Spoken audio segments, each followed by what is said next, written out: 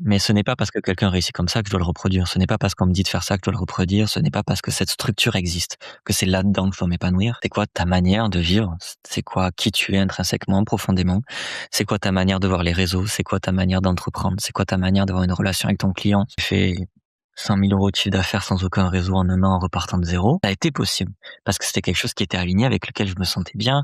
C'était une forme de jeu. Quand tu me dis qu'est-ce que tu fais pour changer le monde, je pense que je change mon propre monde. Et je pense que si on était plus focus sur ça, le monde irait mieux. Si comment moi je peux être heureux aujourd'hui et aider mes proches que j'aime à être heureux, si juste on avait ce questionnement-là, il y aurait moins de problèmes. Beaucoup de femmes vont être attirées par ça. Ouais. Et une fois qu'elles vont voir cet homme-là, ça va les déstabiliser parce que oh mais il lit trop là, mais c'est quoi ma place là-dedans? J'ai l'impression que je me fais bouffer, alors que la femme va être attirée par ça, ok?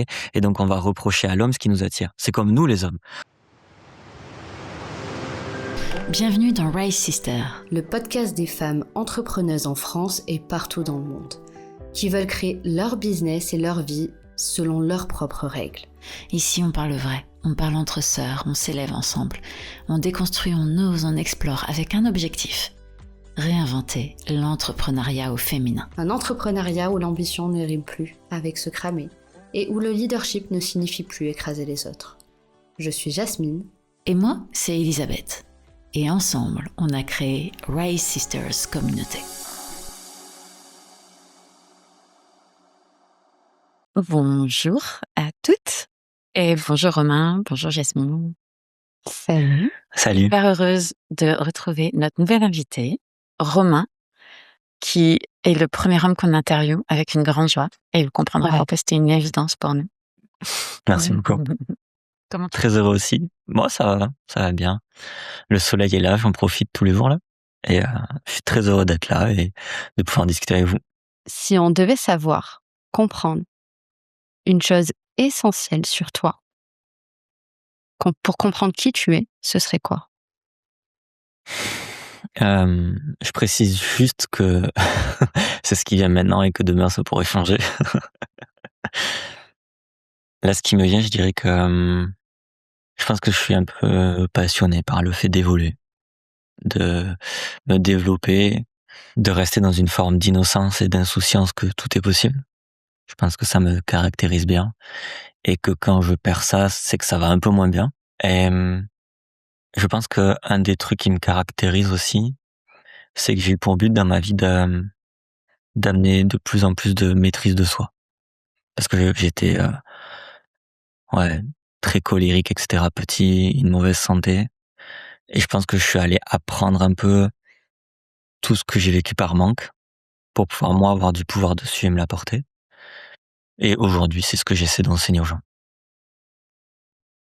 Donc quand je parle juste de maîtrise de soi, c'est avoir la capacité pas de fuir ça, mais si on a une émotion, d'embrasser encore plus son émotion, plutôt que de la mettre sous un tapis, et de voir tout ce que l'émotion a à nous révéler sur nous.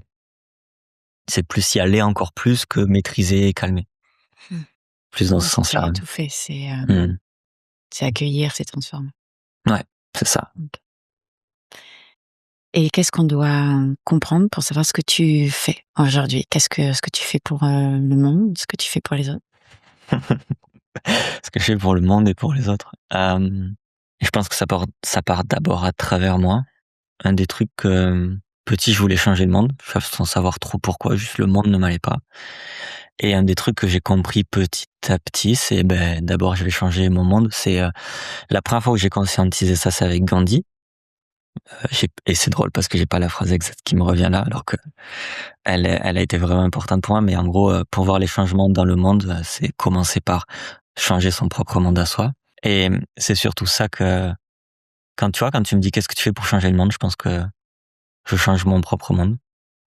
Et je pense que si on était plus focus sur ça, le monde irait mieux. Si comment moi je peux être heureux aujourd'hui et aider mes proches que j'aime à être heureux, si juste on avait ce questionnement-là, il y aurait moins de problèmes. Et du coup, je pense que c'est ça que je fais pour moi et tout ce que j'apprends pour moi. J'ai pour, je pense passion, envie, but de le transmettre aux autres. avec donc je suis passé par l'alimentation, le coaching sportif, la médecine chinoise, énergétique, coaching profond, etc. Là, j'ai un mentorat où j'apprends aux autres ça. Et le but, quand je m'y connecte, c'est juste, plus il y a de personnes qui sont capables de faire ça, moins j'ai besoin de bosser et plus je peux m'occuper de moi. Et donc c'est à la fois égoïste et à la fois, altruiste, je dirais.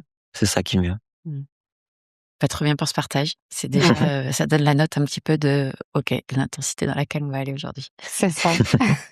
Alors aujourd'hui, on aimerait parler avec toi d'entrepreneuriat, de patriarcat et de différentes choses. Est-ce que tu es OK avec ces règles du jeu?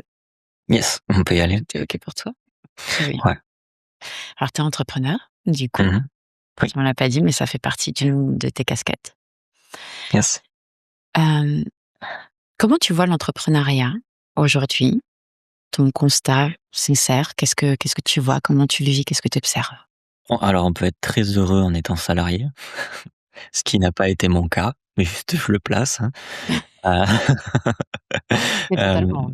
Ouais, c'est important de le dire que mais je trouve que l'entrepreneuriat, c'est un chemin tellement riche pour apprendre à se connaître. Je trouve que dans l'entrepreneuriat, on a besoin d'être multitâche et multicasquette, on y passe tous pour ensuite se permettre de faire qu'un seul truc, ce qu'on aime, mais on passe par apprendre plein de choses. Euh, Marketing, comptabilité, vente, création d'offres, nos propres compétences, etc. Et vu qu'on a toutes ces casquettes-là et qu'il y a ce truc de se mettre en avant pour se montrer, c'est comme je dis souvent que le boulanger, il va pas s'excuser de vendre son pain, il va le dire. Et rien que ça, dans l'entrepreneuriat, il y a beaucoup de personnes qui n'osent pas vendre. Et en gros, c'est un chemin, selon moi, qui nous met devant nos limitations, nos croyances, nos schémas, les identités qu'on a besoin de lâcher pour aller s'épanouir là-dedans. Donc c'est en ça qui, pour moi, c'est un chemin très riche, inconfortable, qui, c'est un peu ce que je pense. Ok, j'ai pas la vérité, mais pour être allé à Bali, j'ai vraiment l'impression qu'en France, le pays est plus fait autour des salariés. Quand je suis allé à Bali, j'avais l'impression qu'il était fait autour des entrepreneurs, où tous les jours je pouvais faire ce que je voulais à n'importe quelle heure. Et donc ça permet aussi d'avancer là-dessus, parce que je me sens complètement intégré dans cette société. Il y a eu des moments dans ma vie où je me sentais complètement en décalage avec mes amis, avec les gens que je pouvais côtoyer, avec les horaires d'ouverture des différentes activités qui m'intéressaient. Je pense pas qu'il y a de bonnes ou de mauvaises situations, comme dirait Otis le script, mais je suis heureux là-dedans, mais c'est un des trucs les plus challengeants, je pense. Et quand tu me dis ce que je pense de l'entrepreneuriat, j'ai longtemps été dans un jugement quand je voyais des gens faire je suis pas d'accord avec ce qu'ils font, faudrait pas faire comme ça. Et aujourd'hui, je pense que c'est des chemins de vie, des phases de vie par lesquelles les gens ont y passé. Et il y a des mensonges là-dedans, il y a des vérités là-dedans. Je pense qu'on aurait tous à gagner à ouvrir notre cœur plus dans l'entrepreneuriat. Le fait aussi de rester dans des mensonges quand il y a des clients qui achètent, ils ont besoin de passer par là pour voir le poteau rose, reprendre du pouvoir sur eux-mêmes. Donc j'avoue, je suis plus trop dans le jugement de tout ça, mais juste ouvrons plus notre cœur, osons parler de ce qu'on pense. Et le dernier truc, quand tu me parles de ça, je vais essayer de faire des réponses plus courtes petit à petit, plus courtes. C'est important pour moi de dire aux gens par exemple sur les réseaux, il y a beaucoup d'entrepreneuriat. Et quand je dis ça, je m'inclus dedans. On suit des personnes blessées et on prend leur partage autour des blessures comme des vérités. Et juste de reprendre son pouvoir là, ce que la personne dit me parle, j'ai envie de connecter avec elle. Mais en fait, c'est ma blessure qui résonne avec la sienne et c'est une manière de voir la vie. C'est pas la vérité, tout le monde n'a pas à penser comme ça. Voilà, je terminerai juste avec ça par rapport à l'entrepreneuriat.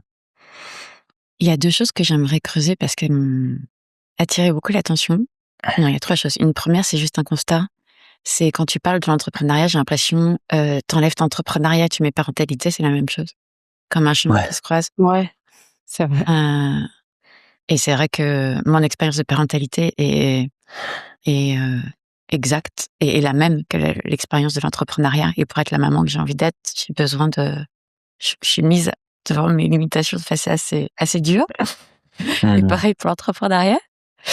Voilà, juste, ça m'a fait Ouais, ça me fait beaucoup réfléchir. Et la deuxième, quand tu parles de mensonges, est-ce que quand tu parles du mensonge, tu parlais justement de ces personnes blessées qui viennent du coup donner leur propre vérité sur les réseaux? Ou est-ce que c'est 2 choses différentes que tu observes pour qu'on puisse bien comprendre, Non, plutôt deux le choses synergie? différentes, ouais. Plutôt deux choses différentes et quand je dis de mensonges, c'est OK, on ment tous dans notre vie, on manipule tous, Oui, bien sûr. donc de transformer la vérité, je dirais, pour embellir les choses, dans ce que je peux percevoir aussi, je crois que j'en fais partie ou j'en ai fait partie. On peut être inspiré par quelqu'un. Je l'ai beaucoup vu, notamment dans la dernière école de coaching que j'ai fait, être inspiré par quelqu'un et vu qu'on a accès et c'est notre responsabilité, hein, mais vu qu'on a accès qu'à la facette qui marche de la personne, il y a beaucoup de jugement envers soi-même, de comparaison et de je vais pas y arriver, c'est ce que j'ai pu observer. Et je pense que on gagnerait à s'autoriser à être plus vulnérable et à être ça permettrait aux gens d'être inspirés par ça et je trouve que s'autoriser à se montrer vulnérable, c'est une des plus grandes forces. Et du coup, c'était plus ce mensonge des réseaux où les gens qu'on suit, dans la plupart des cas, c'est le monde il est beau et tout va bien pour moi. Et quand on commence à creuser, à avoir accès aux coulisses, il y a des trucs en justice, le couple ça va pas, il y a des maladies, etc. Et ça peut être créer vraiment un univers très riche aussi, je trouve, d'avoir accès à ça. De Oui. comment tu traverses tout ça. Et ça peut être fait a posteriori, hein, pas obligé. Moi, je sais quand je traverse quelque chose d'important pour moi, je suis dans ma grotte. Je vais pas partager là-dessus sur le moment, mais après, je peux le partager. C'est plus dans ce sens-là de sortir de l'entrepreneuriat, c'est juste incroyable, beau, et tout le monde peut le faire et tout le monde doit le faire. Mmh. C'est pas Un que peu ça. comme ouais, exactement, ces entrepreneurs qui bougent à Bali, qui ont la vie de rêve avec la villa, la piscine pour 500 balles, enfin et en dehors de ça, en fait, c'est qu'une partie de l'histoire et Ouais, c'est ça. minime. Donc Mmh. Ouais. mettre les personnes sur le piédestal, rêver, enfin par des réseaux sociaux, quoi. OK. Je Ouais, les personnes qui se projettent là-dessus, vous avez rien de moins que ceux que vous observez. C'est juste sous d'autres formes différentes, quoi. Et la plupart du temps, à partir du moment où on met quelqu'un sur un piédestal, on va le faire descendre du piédestal et ça va aller à l'opposé pour retrouver la neutralité derrière, comme dans un couple. Si on met l'autre sur un piédestal, il va se passer un truc où on va le descendre au bout d'un moment. Et c'est la même chose là. Enfin, on a eu une discussion un peu en off avec Romain où j'ai l'impression que des fois, moi, quand je me mets dans des formations, c'est pour faire descendre aussi d'un piédestal, des piédestals, le, le programme que je suis, la forme, la personne et pour moi, en tout cas, c'est une des manières de me faire grandir, de des fois, investir dans certains programmes pour me dire: «OK, ben, en fait, je peux le faire. Cette personne, c'est pas, celle que je voyais» et enfin, en tout cas, c'est aussi une forme d'entrepreneuriat de se dire: «Bon, ben, on entreprend de cette manière-là, on gagne des compétences et on s'autorise à voir ce qu'on peut faire aussi de différent, qu'on se permettait pas avant». Et je trouve que c'est une super technique pour s'en rendre compte, ouais. ouais, carrément. Ça coûte cher, mais c'est une super technique. Ouais, j'allais dire à un moment donné, peut-être que je le comprendrai aussi, sans investir autant d'argent, mais Oui. pour l'instant, c'est On va dire que c'est un bonus aux accompagnements que tu prends, quoi. voilà, c'est ça. Et tu parlais des blessures. J'aimerais bien que tu creuses un petit peu parce que pour certains, ça va pas Mmh. parler. Ces personnes blessées qui viennent, alors c'est avec mes mots, mais Ouais. Je te prends un exemple. ouais, Euh, vas-y. je vais pas citer la personne parce que ça sert à rien. Mais il y a un compte Instagram, il y a plein de comptes Instagram comme ça ils ont des centaines de milliers d'abonnés et qui peuvent partager plein de sujets différents. Ok, l'entrepreneuriat, il y a beaucoup de sujets sur les femmes, les hommes en ce moment. Et il y a un de ces comptes, notamment en lien avec les femmes, euh, qui peut poster des choses qui moi viennent me chercher parce qu'il n'y a pas de nuance dedans, c'est blanc ou noir. Et du coup, il y a plein de commentaires qui vont là-dedans et qui vont dans les extrêmes, comme j'espère que mes 2 filles seront lesbiennes, etc. On serait mieux sans vous, les hommes, tout ça. Et le hasard fait les choses que je rencontre une personne qui a été en relation sur un plateau télé avec la personne qui gère ce compte Instagram. Et ils ont une discussion, mais en privé mais tu peux pas poster ça, enfin, tu te rends compte et tout. Et cette personne qui gère ce compte Instagram avec plusieurs centaines de milliers d'abonnés dit, mais en fait, je suis encore blessé de ça. Je reçois des milliers de messages privés de femmes blessées. Moi, je suis encore blessé. et j'ai pas envie d'aller guérir ça, et donc je continue ça. Mais ouais, je pars d'une posture qui est blessée. Mais du coup, ça entretient aujourd'hui, avec l'algorithme, il t'entretient dans ton schéma de pensée. Il est pas là pour t'amener à nuancer, te libérer de la charge et te permettre d'évoluer. Et donc, si tu vas sur les réseaux sociaux, connecté à ta blessure, tu vas avoir que ça, et tu vas te dire j'ai raison, j'ai raison, j'ai raison, et excusez-moi du terme, et l'autre est un enculé. Et c'est ça, en fait, juste de prendre ce truc de, si je résonne tellement avec un post, c'est que ça parle aussi de ma blessure. Je peux le prendre, ça me fait du bien, mais c'est pas la vérité, et tout le monde n'a pas besoin d'y adhérer, quoi. C'était juste dans ce sens-là. Ok, j'entends. Et j'entends le côté aussi de... Alors, c'est peut-être pas ce que tu dis, mais je dis exprès pour que tu me dises ce que t'en penses. Le côté de monétiser une blessure parce que ça marche et que je regroupe autour de ça. Yes, après... Est-ce qu'on est conscient ou pas, en fait, qu'on monétise cette blessure? Ouais, il y a ça, et après, je pense qu'à partir du moment où on a libéré ça, on n'a plus envie d'accompagner là-dessus aussi, tu vois. Donc, la limite, l'entre-deux, la nuance, je sais pas, ça dépend avec quelle intention on le fait. Je pense vraiment que cette personne, par contre, elle veut aider les gens, et qu'elle le fait pas juste en mode financièrement, et je m'en fous des gens qui achètent. Et je pense vraiment qu'elle veut aider à travers sa blessure. Et je pense que nos blessures, comme la colère, c'est de super énergie, de motivation, hein, pour avancer et entreprendre et avoir un impact. Mais en tout cas, moi, dans mon cheminement, et ce que je pense aujourd'hui, qui pourrait être différent demain, et vous prenez au pas, mais c'est là pour mettre le mouvement. C'est pas là pour durer dans le temps. La colère m'amène à bouger, mais derrière, il est temps d'en faire autre chose. Et d'ailleurs, je pense qu'on en est là entre le combat homme-femme. Il est temps d'en faire autre chose. La colère a amené du mouvement. Et voilà, c'est en lien avec ça, je pense. En tout cas, pour faire un partage, c'est vraiment quelque chose qui vient me trigger un peu, les réseaux sociaux qui parlent on va dire en fonction de leurs blessures. Je les entends de plus en plus, ça vient me chercher, et je me dis: «Mince, qu'est-ce qui fait que moi, on m'entend pas?» Dans un sens, quand je parle d'amour, de cette blessure, quand je parle, finalement de le voir sous ce prisme-là, parce que j'ai l'impression que les gens sont encore attachés inconsciemment à être, connectés à cette blessure au lieu de se dire: «Bon, bah, qu'est-ce qu'on en fait?»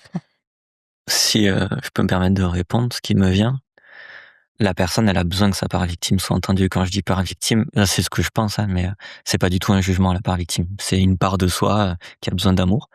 Et quelqu'un qui est dans sa blessure, il a une énergie plus haute, et il va avoir, selon moi, le public va avoir plus de facilité à aller l'écouter que le maître sage qu'on a de l'image Kung Fu Panda, son maître sage. Et ben le film, il est pas sur son maître, il est sur Kung Fu Panda. C'est c'est bête ce que je dis, hein, mais c'est un exemple, ok? Où il y a des émotions, il y a de l'histoire, il y a tout ça, alors que la personne qui va être plus calme, bah, peut-être qu'elle fera moins de quantité, mais peut-être qu'elle fera plus de qualité, entre guillemets. Et ça dépend de toi, ton intention, ton focus, ton attention, sur quoi tu veux te porter, la quantité, ou alors la qualité des échanges que tu peux avoir, la profondeur que tu peux avoir, le niveau de transformation que tu peux te permettre. Tu auras peut-être moins de monde, mais peut-être que tu te sentiras plus nourri par ça, et peut-être que 10 ans après, la personne, elle se rappellera encore de ce qui s'est passé avec toi, quoi. Complètement. Ouais, je suis complètement d'accord. Ça résonne avec notre discussion de cette semaine, Jasmine. Trop bien. Bien sûr. Bien sûr. Comment tu définirais, toi, le patriarcat pour qu'on puisse après voir comment l'entrepreneuriat se mélange au patriarcat ou pas, personnellement? Merci de poser la question, parce que il y a, dans ce que je peux entendre, écouter, le patriarcat, c'est souvent associé à, c'est une société faite par les hommes, pour les hommes. Je ne pense pas que c'est ça. Pour moi, le patriarcat, c'est plutôt une énergie d'homme blessé. Et parler aux hommes autour de vous, on se reconnaît pas dans cette énergie-là. Enfin, les femmes souffrent, mais les hommes souffrent dans cette société de patriarcat. Et je trouve beaucoup de discussions, de messages, etc. Ouais, mais c'est vous qui l'avez créé, tant pis pour vous, etc. Non, c'est un groupe de personnes, ok, qui ont créé ça. Et oui, c'est une énergie plus yang dans ce qu'on peut voir, mais il y a le yin aussi là-dedans qu'on regarde pas. Le yang, il est plus visible, le yin plus intérieur et invisible. Et elle ne correspond pas au monde que vous avez autour de vous. Il y aurait pas 80% des suicides qui seraient des hommes autrement. Donc j'associe pas le patriarcat à l'énergie masculine, sacrée, l'énergie des hommes qui vous entourent. Quand tu dis des hommes blessés, qu'est-ce que tu voudrais dire par ça? Comment tu définirais ça? Je n'irai pas dans la femme est plus blessée que l'homme plus blessé que la femme. On a tous des blessures au même niveau, à la même intensité, mais elles ont des formes différentes qui caractérisent le chemin de la femme et le chemin de l'homme. Autrement, il y aurait qu'un sexe unique, quoi. Enfin, on a deux énergies différentes de base.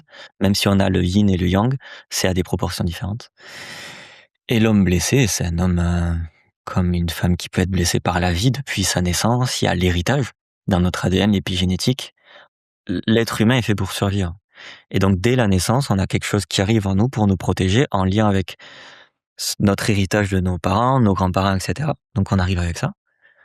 Et comme un animal sauvage, en fait, s'il voit un humain, il a la réaction de fuir alors qu'il a jamais vu d'humain. C'est en lui. Et après, dans la naissance, l'être humain vit un rejet. Il y a une première blessure.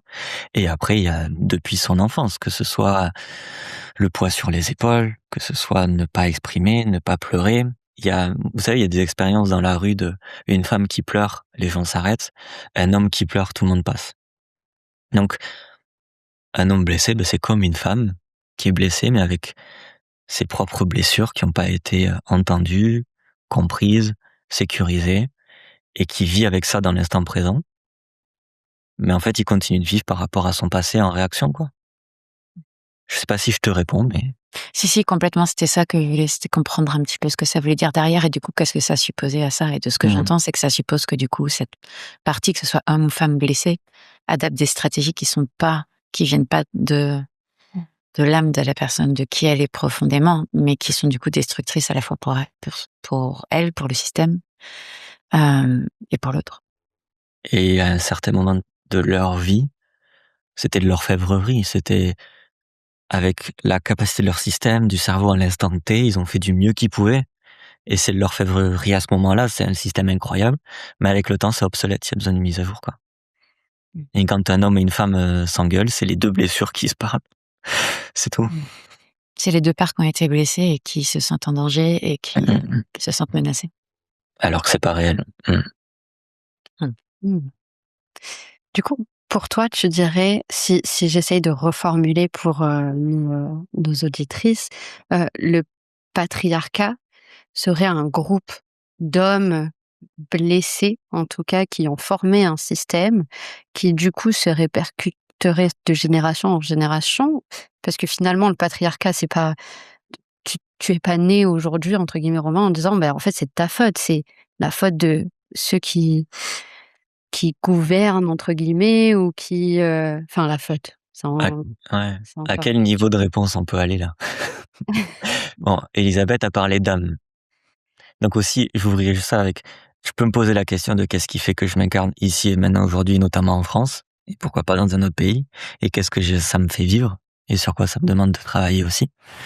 Donc je peux déjà juste me poser cette question-là pour de prendre une position plus méta avec plus de recul. Mais autrement non, enfin, la faute, déjà, plutôt que dire c'est la faute des hommes ou des femmes, éducation, société, qu'est-ce qui fait qu'on en est là? On va éviter de regarder juste ce qui voit et d'aller plus en profondeur dans l'iceberg. Et je suis pas sûr que ce soit qu'un groupe d'hommes. Je pense que quand on va creuser là-dedans, il y a aussi des femmes qui participent à ça. En fait, c'est juste un jeu de pouvoir dans tout ça. Hein. Oui. Et c'est comment je peux avoir du pouvoir sur tout le reste. Et on a mis le mot patriarcat parce que dans le pouvoir, il y a aussi une énergie qui est yang là-dedans, des prises de pouvoir, notamment quand il y a de la force, etc. Mais il y a aussi beaucoup de manipulation dans ce qui se passe et de une manipulation plus invisible à quel point c'est plutôt dans l'énergie yin, ça, tu vois. Mais c'est l'énergie yang qui se voit, donc je pense que c'est quelque chose qui permet à un groupe d'avoir plus de pouvoir, ouais. C'est juste ça. Okay. Qu'est-ce que ça coûte, du coup, à une femme de s'émanciper, finalement, de ce jeu de pouvoir que représente le patriarcat? Tu peux définir ce que tu entends par émanciper, s'il te plaît? Je dirais, en synonyme, soit se libérer de ces règles qui ont enfin, ces règles un peu inconscientes qui ont pu être instaurées dans Ouais. l'entrepreneuriat, hem, dues par ce jeu de pouvoir-là. Bon, je vais peut-être trigger des auditrices. À quel point il y a aussi la manipulation là-dedans. Je trouve que c'est génial, l'émancipation de la femme, que la femme se libère. Et que d'ailleurs tout ce qui se passe avec l'homme aujourd'hui, c'est fait pour qu'il se libère de certaines choses. Et ça commence par la femme, parce que oui, mesdames, l'homme a besoin de vous pour bouger. Même si vous voulez pas, vous en avez marre. C'est vous qui nous faites bouger, hein. Pour un homme, sa femme, c'est un peu, ah, c'est là où il se sent le plus fier et c'est ça qui lui donne envie d'avancer, de progresser. Hem, Dépendance, indépendance, peu importe ce qui joue là-dedans, c'est où est-ce qu'on se place là-dedans. Ça peut être très, aligné, naturel et sain d'avoir ça. Mais attention aussi quoi, parce que dans l'énergie de la femme, un dans ce qui la caractérise, c'est pas forcément: «Je dois être une entrepreneuse». Qui fait du chiffre, qui avance, qui va dans l'action, qui veut impacter à l'international, et cetera. Oui, si des femmes veulent le faire, c'est génial qu'il y ait une liberté et qu'elles aient la place pour ça. Mais attention à ne pas tomber dans euh, l'émancipation, ça veut dire que la femme doit aller vers ça. Il y a des femmes qui peuvent très bien se sentir libres et épanouies dans, eh ben en fait, mon mec il bosse et moi je suis à la maison et je peux m'occuper des enfants, du logement, de la déco, je peux peindre, je peux danser, je peux parler de ça sur les réseaux. Euh, Les dans chez l'homme, il y a une mission et s'il se sent pas utile, il va déprimer et c'est bête, c'est un schéma tout bête ce que je vous parle, mais la femme lui permet de regarder la vie, en fait, de contempler la vie. Bien sûr, ça c'est un schéma que je vous parle, mais dans des couples, ça peut être inversé, hein. Je dis pas que c'est que comme ça et dans ce que je peux entendre avec l'émancipation, la liberté, c'est que bon, je veux plus apporter ça à l'homme. Je veux moi être libre. Je veux l'indépendance financière. Je veux plus compter sur lui. Je veux plus qu'il m'ouvre la porte. Je veux plus qu'il paye au resto. Et à la fois, je suis désolé, mesdames, mais quand on creuse, ces mêmes personnes-là, quand il y a un homme qui arrive, où elles se sentent en sécurité, vraiment, ben, il y a ce comportement qui revient de, Hmm, c'est cool qu'on m'ouvre la porte. C'est cool qu'on me séduise. C'est cool qu'on me fasse sentir comme une merveille du monde. Et donc, attention à ne pas aller dans l'extrême et à garder cette ouverture à ça aussi. C'est ça qui vient quand tu me poses la question. Ouais, ce que j'entends, c'est que l'émancipation, en fait, ça vient de se sentir libre, peu importe le choix qu'on fait. C'est pas, coller notre ambition à celle de quelqu'un d'autre, à une image qu'on pourrait, nous donner. Voilà, les femmes maintenant, faut qu'elles, transforment le monde. Certaines ont envie d'être présidentes de la République, ont envie d'être ministres, d'autres ont juste envie de kiffer leur vie. Hem Et la liberté, elle est subjective à là où on la met et où on a choisi de la mettre. Ouais. Et observer si cette émancipation que je vais chercher n'est pas induite par la société, si c'est vraiment ce que je veux, donc c'est ce que tu as dit, et si ça réagit pas à une blessure, qu'en fait si je guéris ma blessure, ah, c'est pas ça que j'ai envie en fait pour ma vie. Ça peut être intéressant d'aller voir ça aussi. Je pense que dans les 2 côtés, c'est une réaction à ce que nos mères, nos grand-mères, nos arrière-grand-mères ont vécu et ce qu'on n'a pas envie de reproduire. Et comme tu disais tout Mmh. à l'heure, on a tendance à aller d'un extrême à un autre pour peut-être les générations plus tard, mais y mettre de la nuance. De, je l'époque où je sais que ma grand-mère avait pas le droit d'ouvrir son propre compte en banque, elle avait pas de carte, elle avait rien. Ah, C'est fou. maintenant, je vais plus dépendre financièrement de quelqu'un. Sans Mmh. oublier que si tu dépends pas financièrement de ton mari, tu dépends de toute façon d'une autre chose et c'est complètement OK. Ça peut être une force, ça peut être une énergie de le faire. Mais à partir de quel moment est-ce que c'est écologique pour soi, notre âme et notre paix intérieure, en fait? Et c'est pas un combat perpétuel, Mmh. Ouais, s'il y avait un équilibre, s'il y avait un ensemble là-dedans, à quoi il pourrait ressembler en fait? complètement. Mmh. Parce que si je vais juste sur un schéma, j'avoue, j'avais une blessure de je veux que ma femme gagne autant que moi, comme ça je peux passer aussi du temps avec mes enfants, je veux pas être celui qui bosse et qui voit pas ses enfants. Et je suis allé voir mes blessures, la reconnaissance, et cetera. Et en fait, je vois que j'arrêterai jamais de faire ce que je fais et que mes enfants vont être très importants pour moi et qu'être père, c'est super important. Tout ce que je fais, c'est aussi pour être un meilleur père. Mais en fait, aujourd'hui, une fois que cette blessure est libérée, j'ai vraiment ce truc en fait, si j'ai une femme où je sais que chez moi, c'est un havre de paix, qui s'occupe des enfants, mais parce qu'elle est épanouie là-dedans, hein, sans la forcer. Donc d'accord que c'est dans ses valeurs. Elle peut s'épanouir à peindre la déco de la maison, et elle fait son truc, elle n'a pas la charge financière. Parce qu'en fait, moi, elle me permet de me sentir sécurisé dans le côté havre de paix, contempler la vie, ralentir, et qu'elle m'apporte ça. Mais en fait, moi, l'échange, il est là, et c'est génial, quoi. Et donc voilà, c'est se poser les questions de ce qu'on veut vraiment, et est-ce qu'on est en réaction à quelque chose ou pas. Ouais, ça me parle beaucoup ce que tu dis. En fait, c'est juste d'être aligné avec ce qu'on fait et d'être en paix avec soi-même, peu importe le choix. Et créer cet havre de paix. Et c'est vrai que c'est, à la fois, on en bénéficie nous-mêmes, mais notre conjoint, conjointe, nos enfants, c'est un cercle vertueux, en fait. De trouver cette solution, indépendant de qui gagne plus, qui gagne moins, pour créer cette harmonie. Ouais, l'harmonie, c'est bien ça. C'est pas mal. C'est vrai qu'on entend, enfin, au début du parcours de certaines femmes, en tout cas, puisque j'ai beaucoup vu certaines femmes dans l'entrepreneuriat, euh, j'entends beaucoup cette dette qu'elles auraient à il faut que je gagne plus ou autant que mon mari, que je lui enlève, on va dire, cette lourde tâche de finalement, me soutenir financièrement, alors que, voilà, en soi, le sujet n'est pas là. C'est qu'est-ce que toi t'apportes ton foyer? Qu'est-ce que toi t'apportes autrement? De quoi lui aussi il a besoin, et qu'il est OK, en fait, finalement aussi de payer, consciemment ou inconsciemment. Par rapport à ce que tu dis, de ce truc de je voulais que ma femme puisse gagner autant d'argent que moi, en fait, c'était juste pour me sentir sécurisé. C'était moi, mon rapport à l'argent, ma confiance en moi aussi, dans ma capacité à créer de l'argent. Et donc ça venait juste me sécuriser de ça. Et à partir du moment aussi où j'ai fait ce travail de me sentir capable, assez, de créer l'argent que j'avais envie de créer, de rebondir s'il y avait une galère, et aussi la relation avec ma femme de si on est en galère, c'est OK pour toi. Tu vois, d'avoir la sécurité aussi là-dedans de oui, ça peut arriver, quoi, et et comment on fait, et on reste une équipe. Mais aussi ça a permis de baisser ça et de moins avoir cet objectif-là. Donc ça parlait de moi.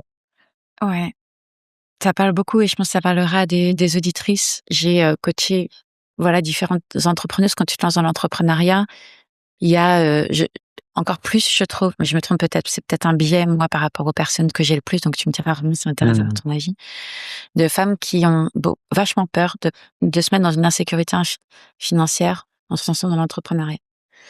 Que les entrepreneurs que j'ai vus, qui ont plus fait ça comme un pari, avec plus de certitude et plus d'audace.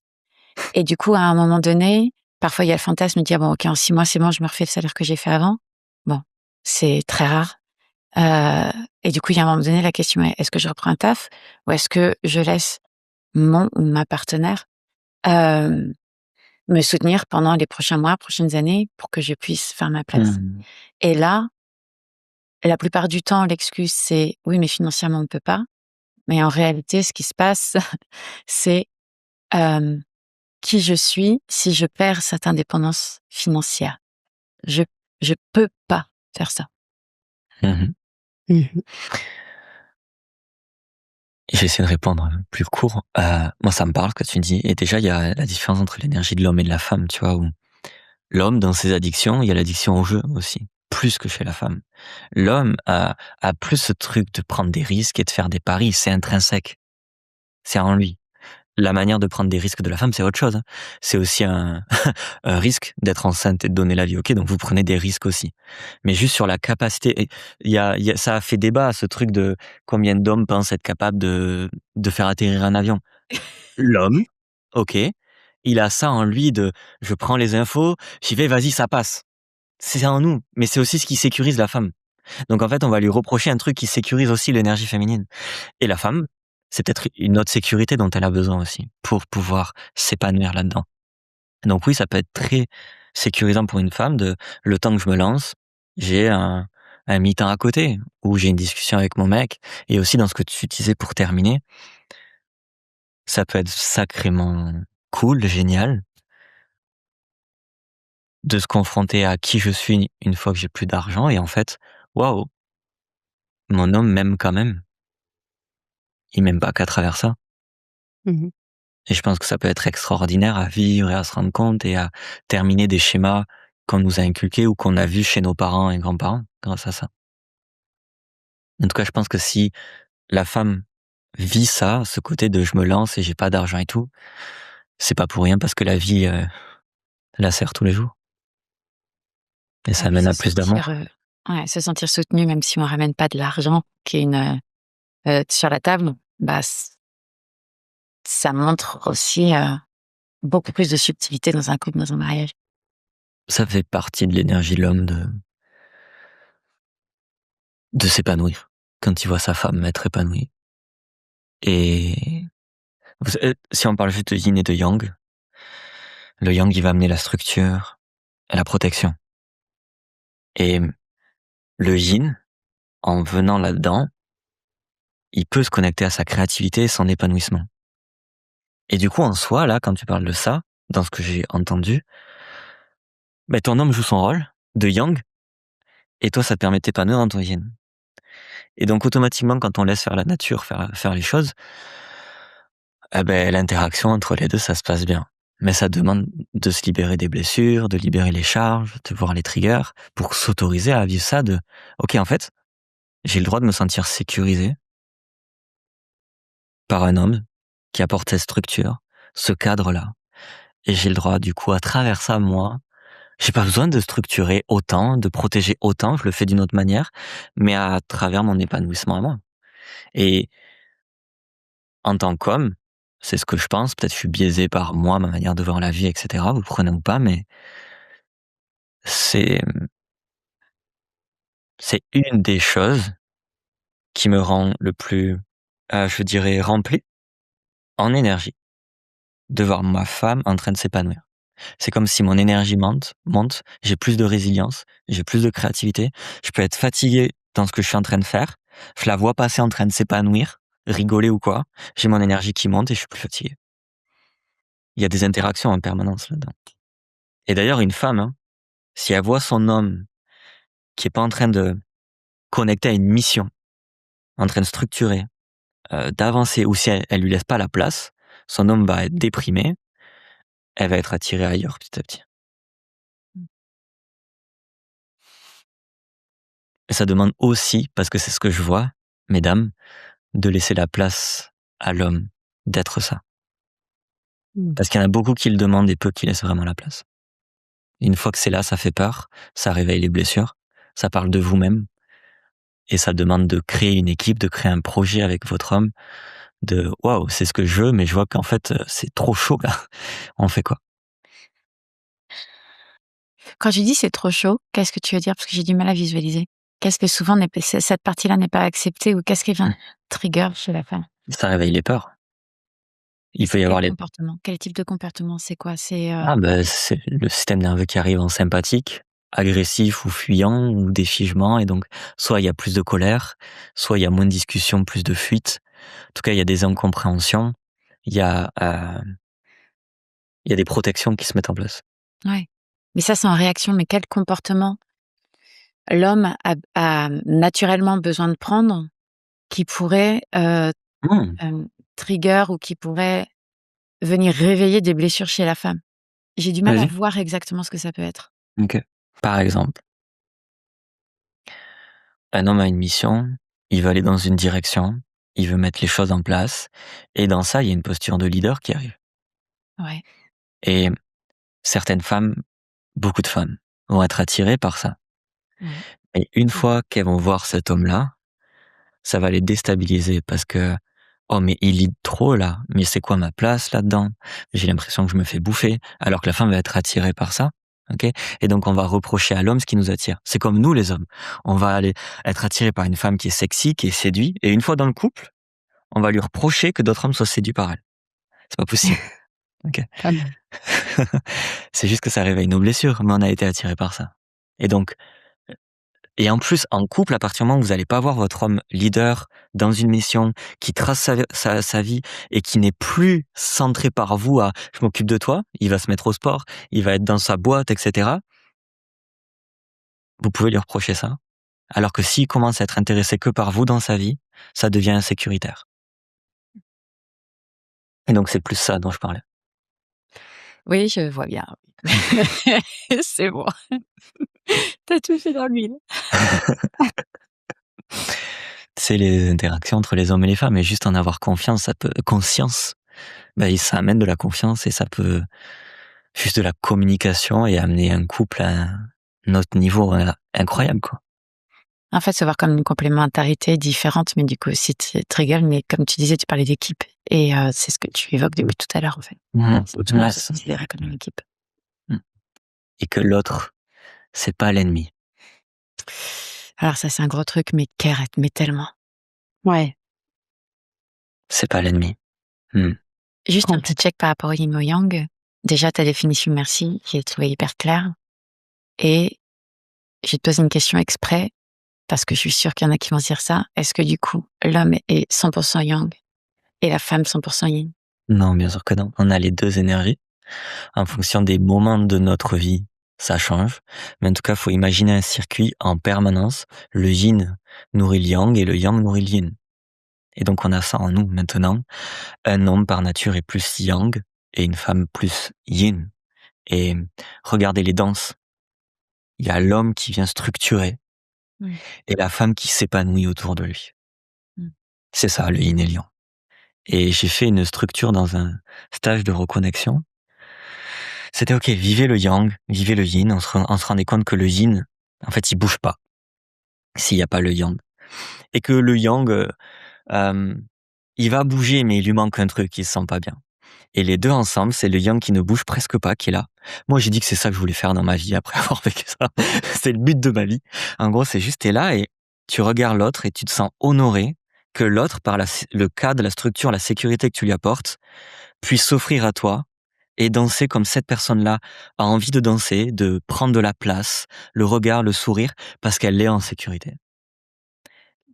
Et là, je viens de décrire un peu ce que je disais tout à l'heure, de l'homme, s'il ressent ça, par ce que j'apporte, ma femme peut s'épanouir, sourire, se sentir sécurisée, mais il y a peu de choses qui nous rendent plus heureux. Et à l'image de l'entrepreneuriat, comment ça se joue, ça, cet équilibre yin-yang?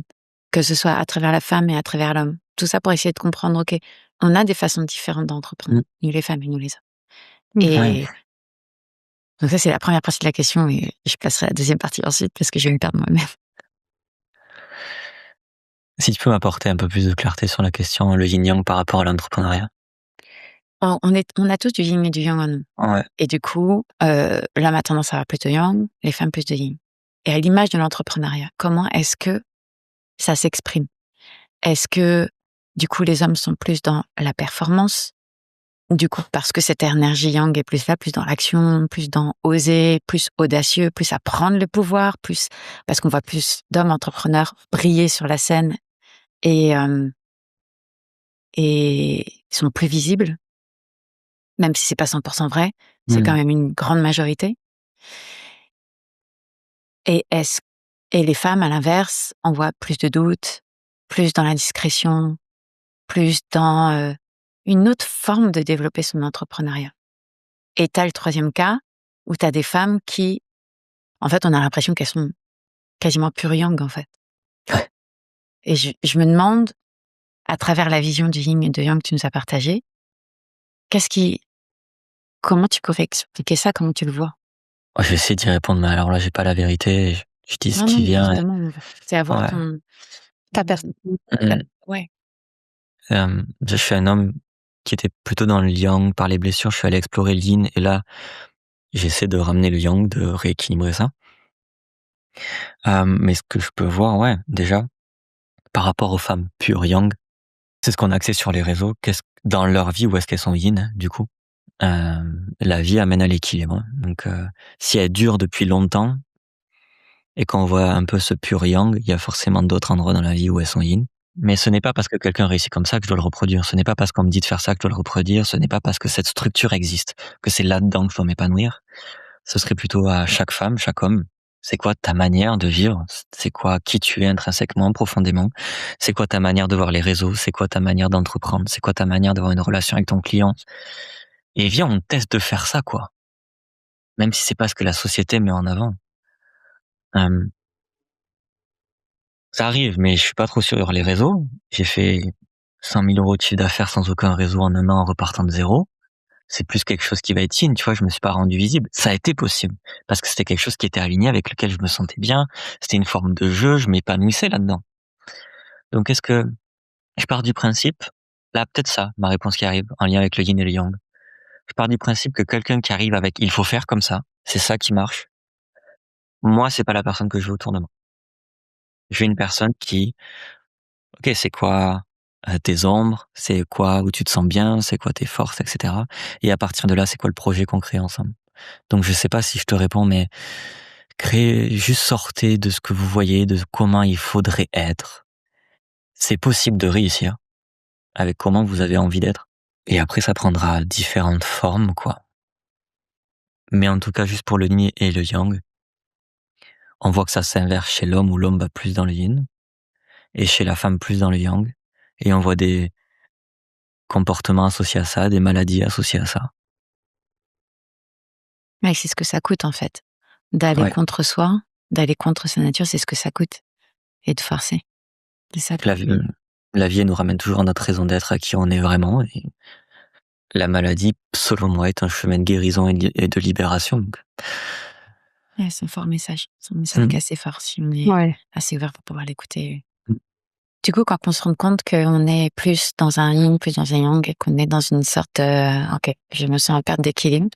Concrètement, comment tu fais le premier pas pour te reconnecter à cette autre part? Déjà, j'enlève le jugement. Premier truc de prendre conscience, c'est je vais prendre conscience pour arrêter de juger déjà. Parce que si j'y suis là à ce moment, c'est le meilleur truc qui pouvait m'arriver. Et si c'est là, c'est pas pour rien, c'est mon système qui fait de son mieux et merci pour ça. C'est que c'est aussi en train de rééquilibrer une phase ancienne où j'étais peut-être que dans le yin ou plus dans le yin, plus dans le yang et il y a un rééquilibre qui se fait. Et donc pourquoi je vais juger ça? Et c'est en train de m'apporter et en fait, je vais plus le voir comme tiens, qu'est-ce qui fait ça? Déjà, si je le vis en ce moment, c'est que je suis capable de le vivre.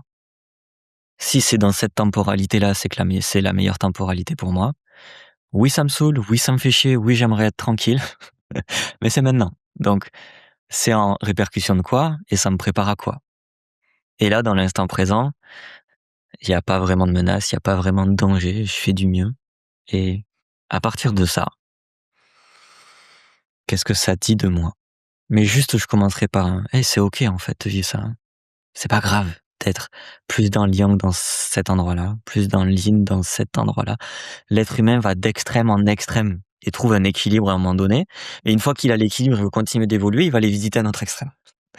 Donc déjà, soyons ok avec ça. J'ai le droit. Ça fait partie de mon fonctionnement et juste aujourd'hui, j'en suis là et c'est génial. Je me suis donné la capacité de l'observer. Déjà, juste bravo pour ça. Déjà, c'est un des plus gros travails. Je me suis donné la capacité de le voir.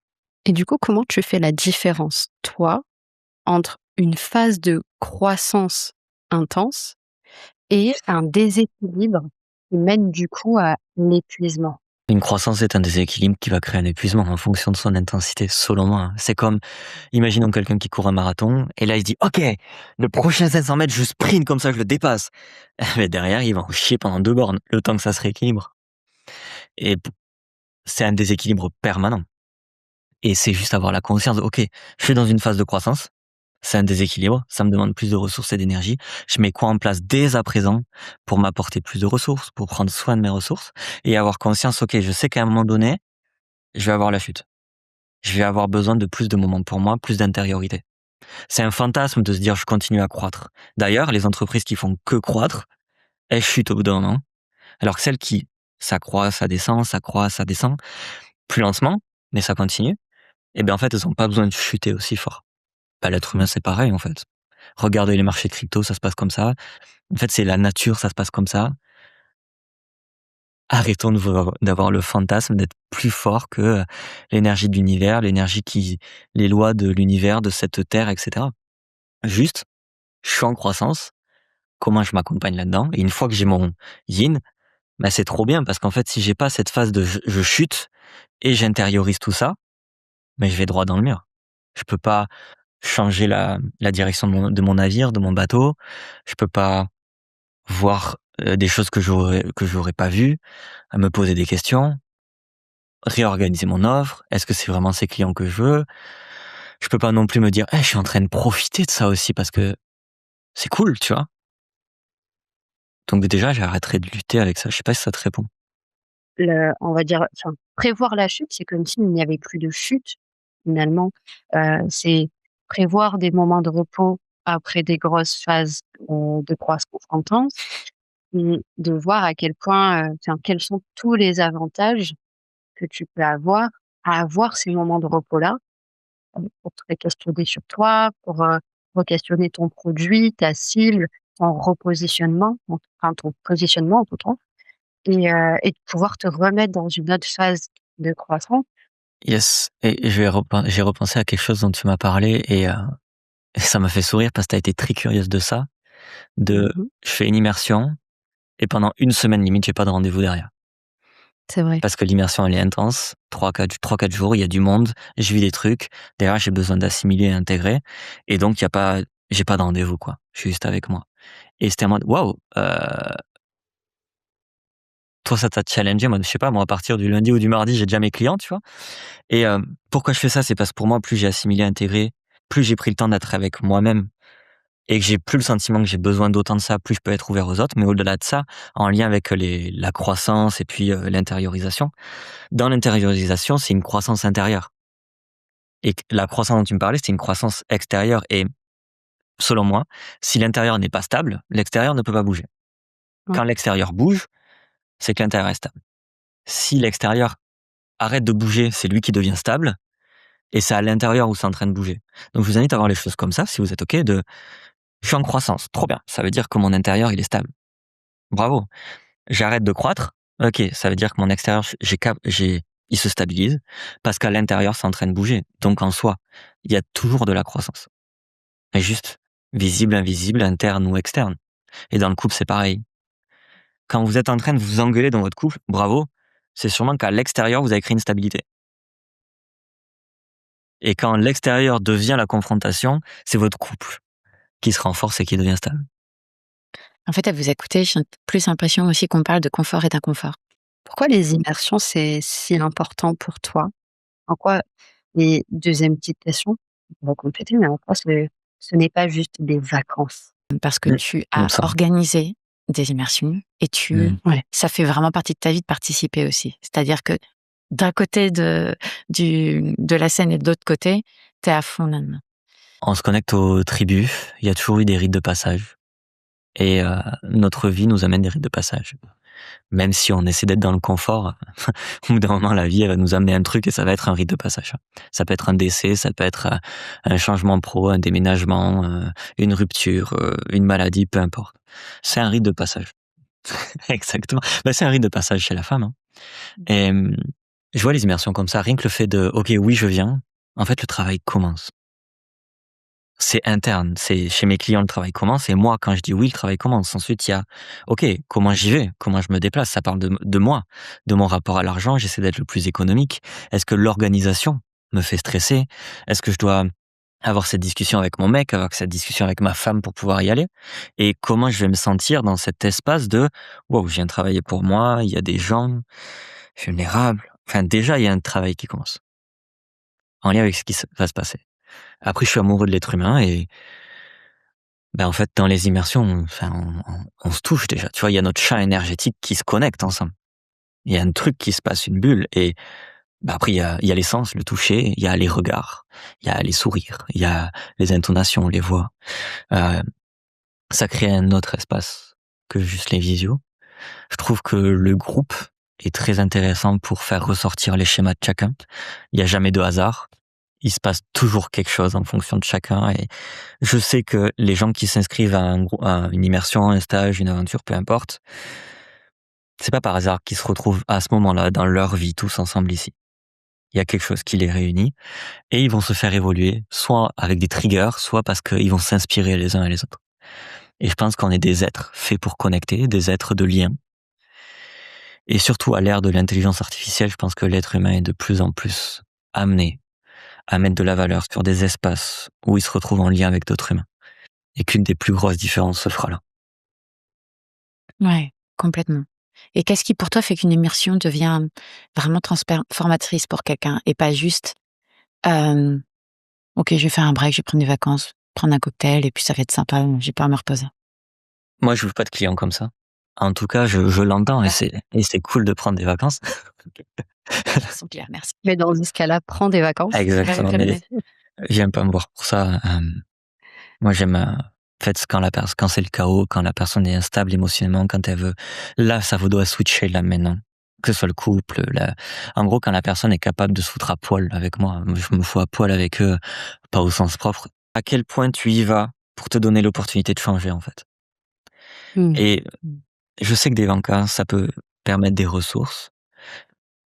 Dans ma manière de voir les choses, ça veut pas dire que ça va être un bootcamp, camp d'entraînement. Je vais faire que suer, vomir, je vais pas prendre du plaisir. Pas du tout. Il y a des phases yin et des phases yang, mais je m'ouvre cet espace-là pour être dans un environnement que je n'aurais jamais eu dans ma vie.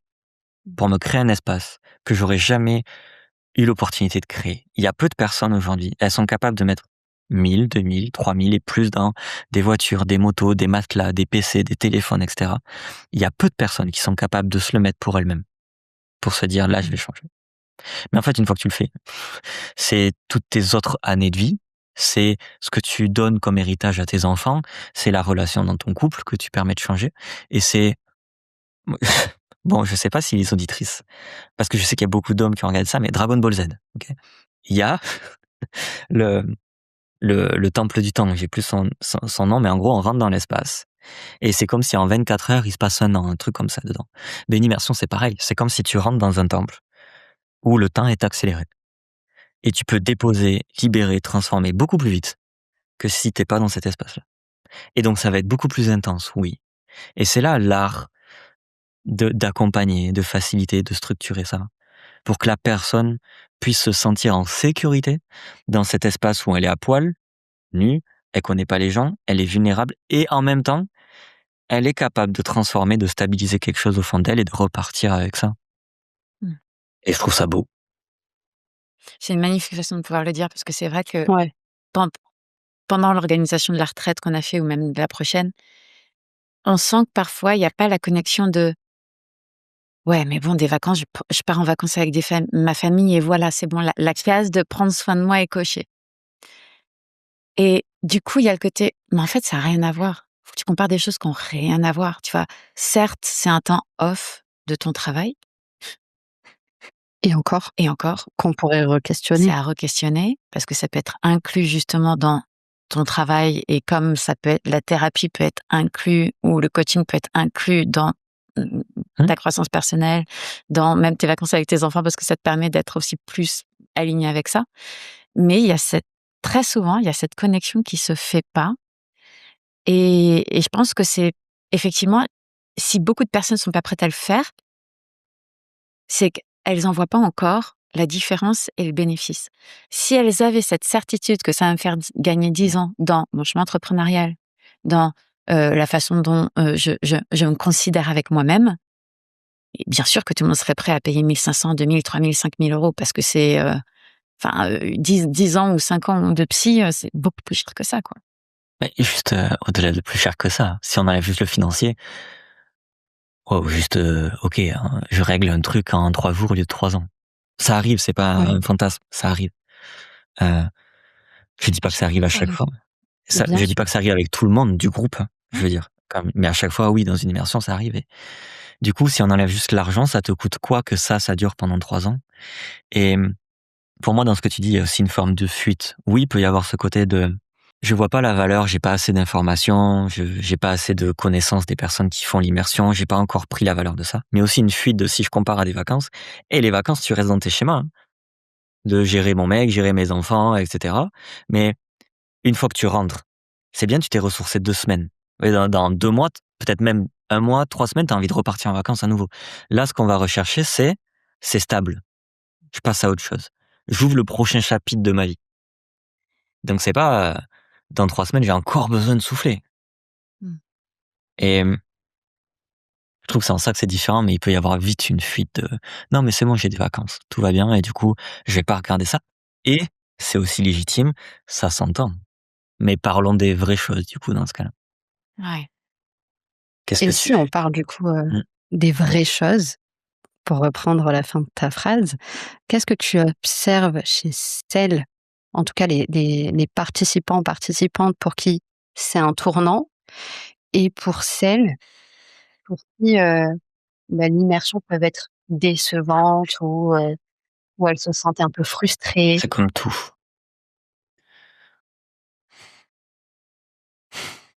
J'ai toujours de l'émotion. Hem, on peut faire de quelque chose d'ordinaire quelque chose d'extraordinaire. Et à quel point toi, là, tu te rends responsable de peu importe ce qui se passe. J'en fais quelque chose pour avancer. Même si ça se passe pas comme j'ai envie que ça avance, qu'est-ce que ça vient chercher chez moi? Comment je le transforme?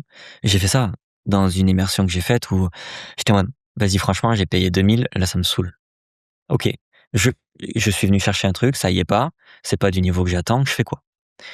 Et du coup, plutôt que rester là-dedans, c'est ça dit quoi de moi? Ok, c'est à moi de le créer. C'est à moi d'aller le chercher. Bah, j'ai fait le plus gros bain de glace dans ma vie, hein. Je l'avais jamais vécu comme ça, mon bain de glace. Je suis allé le chercher. Et pourquoi je suis ému en disant ça? Parce que c'est dans tous les espaces. Mon couple, le coaching en one-to-one, t'es pas satisfait, comment tu fais un truc ordinaire, un truc extraordinaire? Prends ta responsabilité, en fait. Ouvre ta grande gueule, on en a tous une, on dit les choses, on voit ce qui se passe pour toi. Et j'étais ému parce que dans une des périodes les plus difficiles de ma vie, j'étais à la fac, j'avais ma première amour, etc. Il y a personne qui voit que je suis au fond du seau, que je me sens comme une merde. C'est un SDF qui l'a vu.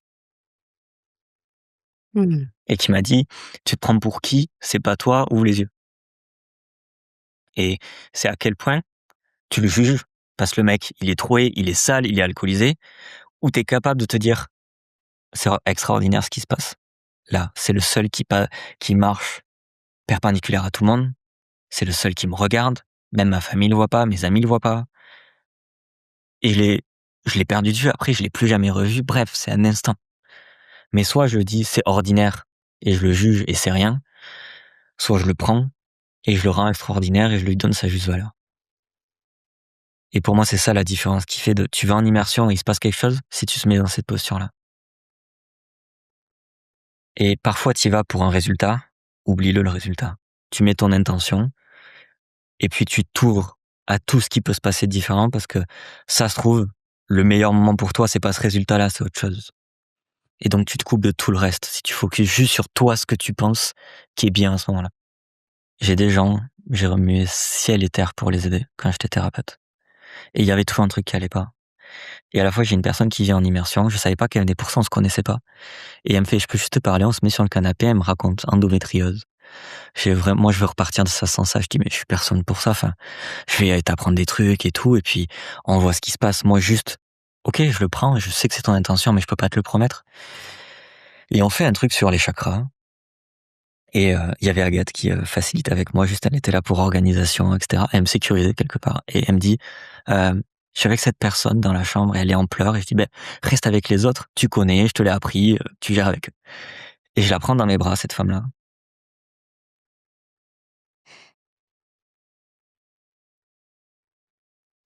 Vous savez, cette posture de j'ai rien entre mes mains et j'ai juste être là pour elle. Et donc, elle pleure, on pleure. Et on a chaud, très chaud. Ça dure un quart d'heure, je crois. Mais en gros, c'est juste je laisse faire. Tu vois, je suis pas en mode tiens, trouve-moi 3 trucs rouges autour de toi, couper l'émotion. Non, c'est maintenant, il se passe un truc. Viens, on va le vivre en fait. Mais quand je pleure, c'est pas je me laisse emporter par mes émotions, c'est je suis stable là-dedans. Je me permets aussi de les vivre et elles sont en sécurité. Un câlin, hein, le système nerveux, il passe en parasympathique. La guérison, etc. Je dis un quart d'heure, j'ai l'impression que c'était un quart d'heure, peut-être c'était 5 minutes, j'en sais rien. Et en fait, au bout d'un moment, elle me regarde dans les yeux, elle fait je suis guérie. Elle est partie de là, plus d'endométriose.